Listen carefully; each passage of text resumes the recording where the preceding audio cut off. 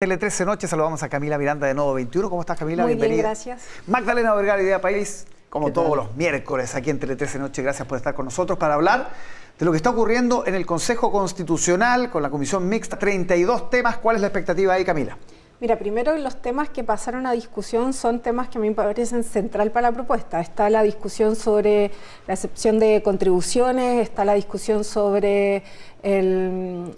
¿Cómo se llama esta de la conciencia institucional y personal? La objeción, se me olvida la objeción. Está esa discusión, está la discusión en materia de las fronteras, cómo se van a regular, está la discusión en el estado de sitio sobre ciertas causales en terrorismo, es decir, hay muchos temas muy importantes. Entonces no es que pasaron solo discusiones técnicas, sino que pasaron discusiones de fondo. Entonces yo creo que va a ser un espacio clave en ese sentido. Y aquí viene la pregunta que la veníamos planteando hace harto rato en las instancias previas, es qué posición va a tomar republicano sobre esas propuestas, porque algunos de hecho han criticado y han dicho objeción de conciencia institucional, así como es digamos un invento chileno, porque para decirlo en concreto no existen otros contextos constitucionales, lo han criticado incluso de sectores de la derecha. La pregunta es si el republicano va a ceder en esa materia que es fundamental, y lo otro respecto a las contribuciones, donde incluso ha sido un tema que ha partido aguas en la derecha en términos de las proyecciones presidenciales, porque Belín Matei como alcaldesa es muy consciente de los impactos que tiene una medida de ese estilo y las alternativas que se han planteado ante la pregunta de qué se hace si se elimina esa contribución para el fondo municipal, qué se hace, se dijeron hacia los impuestos generales. Pero los impuestos generales en un 50% casi se componen de IVA. Entonces significa que las personas entonces van a pagar con el precio de su pan, el poder asegurar que pase, no sé, la basura en una zona, la recolección de basura. Entonces toda esa conversación yo creo que es sumamente central para el final de este proceso. También está la expulsión de migrantes irregulares en el menor tiempo posible. posible. ¿Cuál es la expectativa que tienes tú y Magdalena? Sí, a ver, yo creo que la discusión no está fácil, efectivamente, y yo comparto que son temas que son importantes, sobre todo para dónde han estado los focos de la discusión, cómo tiene que ver con la expulsión en el menor tiempo de los inmigrantes, temas de lo que decía la Camila, ¿no es cierto?, la objeción de conciencia, en fin, que es donde se han centrado las tensiones, si uno lo pudiera decir. Pero aquí encontramos tanto temas técnicos, cuando uno mira, por ejemplo, lo que tiene que ver con tratados internacionales, en fin, pero también temas que son sumamente populares y que es, por ejemplo, uno de ellos el trato hacia personas que entran de forma ilegal a Chile, o el mismo tema de las contribuciones, que han encontrado cierto sentido dentro de la ciudadanía. Entonces, en ese sentido no es fácil, porque gran parte de esto también se trataba de darle este alma a la Constitución y quisiera sentido también a cuáles son las preocupaciones que hoy día tienen las personas. Y por lo demás creo yo que por mucho que sean estas conversaciones, que me parece a mí que sí son importantes y obviamente también van a ir dando ciertas señales para poder hacerlo lo más transversal posible, a mí me parece, y yo lo he comentado aquí otras veces, que independiente de ello, yo creo que el texto en términos generales, independiente de lo que pase en la comisión mixta, uno puede dar ya señales de que efectivamente es un texto que avanza en distintas cuestiones y que son también sentidas para la ciudadanía. El tema de la mejora en la modernización del Estado, a mí me parece que es clave. Creo yo que también avanza en cuestiones de seguridad, en temas de mujer. Yo creo que incluso con la incorporación de la paridad de salida también tiene temas que son muy sentidos para la izquierda. Entonces también creo yo que se sale un poco de lo que se llamaba esta castitución, que creo que es un término bastante errado para lo que está saliendo. Lo de la paridad era uno de los puntos que destacaba recién Gloria Hood, la presidenta de Evópolis, en el sentido que lograron modificar, ella dice, lo identitario original de republicanos, lograron convencer. Cuando tú dices esta parte es clave, escucho como que todavía puede haber un espacio para que sea una constitución más transversal, o esa esperanza se fumó.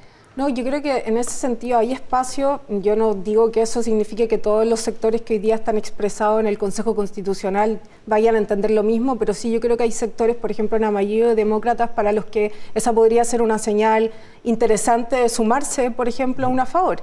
Y en la discusión, por ejemplo, de paridad, yo creo que hay que mirar de nuevo el proceso largo. O sea, la propuesta de paridad ya venía escuálida de la comisión experta, varias lo alertamos y dijimos, bueno, aquí es una norma primero transitoria, que solo dice que se va a aplicar un par de elecciones, y bueno, ¿y qué pasa si no se cumplen los presupuestos? Seguimos sin paridad hacia adelante. Y luego, claro, eso es lo que logra Chile Vamos que Republicanos reponga, que es básicamente una cuota específica de hasta un 40%. Entonces, por supuesto que también abre una discusión. Entonces, por un lado, efectivamente logran que Republicanos reponga un tema, pero no estamos hablando de la paridad de la que estábamos, digamos, planteando que había que tener como un principio. De eso no estamos hablando, y por supuesto que hay una cuota que se incorpora, pero no es la paridad. ¿Tú sientes que sí, que se abre un espacio para que sea más transversal esta esta problemática? Yo creo que sí, y precisamente por normas como esa también, y por otras que quedaron dentro de también con las votaciones del Pleno. Pero yo tengo un punto con la Camila, porque también en el fondo yo creo que la paridad es un gran avance dentro de este sistema, y obviamente la paridad no se entiende solamente como los escaños reservados que estaban pensados en la convención, que era un 50-50, y no solo para los cargos populares, sino en términos generales.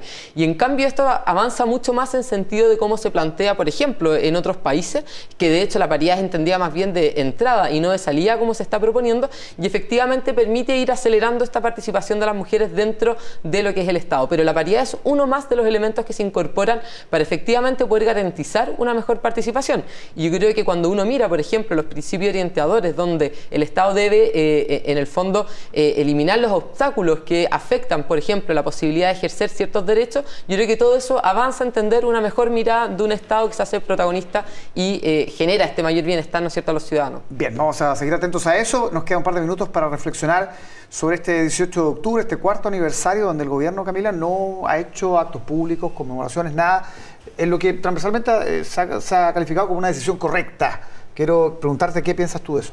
A mí me parece correcto que el planteamiento hoy día no sea estos apelativos de si es un estallido delictual o no que se han tratado de instalar, sino que reflexionar a 4 años desde preguntarse por las causas y también en qué país estamos habitando hoy día, yo creo que es sumamente pertinente hacer, porque no solo que tuvimos un estallido y abrimos un ciclo constitucional, sino que tuvimos una pandemia que nos produjo efectos personales, colectivos, económicos muy significativos y estamos hoy día en un segundo proceso constitucional. Entonces, por supuesto que han pasado muchas cosas y creo que mirar el 18 de octubre del 2019 desde hoy día nos obliga a preguntarnos de nuevo por las causas y su vigencia. Y yo creo que esa conversación que se ha puesto sobre la mesa es relevante. ¿Por qué? Porque apostamos por una salida institucional como un cambio constitucional, pero hay algo que no respondimos y seguimos sin responder, que eso eran demandas muy concretas que se llevan arrastrando por mucho tiempo, que tienen que ver con las pensiones, con la salud, con mejores educaciones, que siguen abiertas. Entonces, ante la pregunta legítima de ¿hemos cambiado en esas materias respecto al 2019 al 2018? No, es una realidad y el sistema político lo tiene que poner sobre la mesa y Sebastián Piñera ese mismo año lo decía, o sea, escuché, la política escuchamos, tenemos que hacer cambio y por eso me llama la atención que hoy día su foco sea decir que hay intentos de golpe de Estado no tradicionales y se le olvida esas declaraciones que hacía donde se ponía hincapié en las causas. Sí, Magdalena, una fecha que fue muy distinta a las conmemoraciones anteriores, ¿cómo lo ves tú?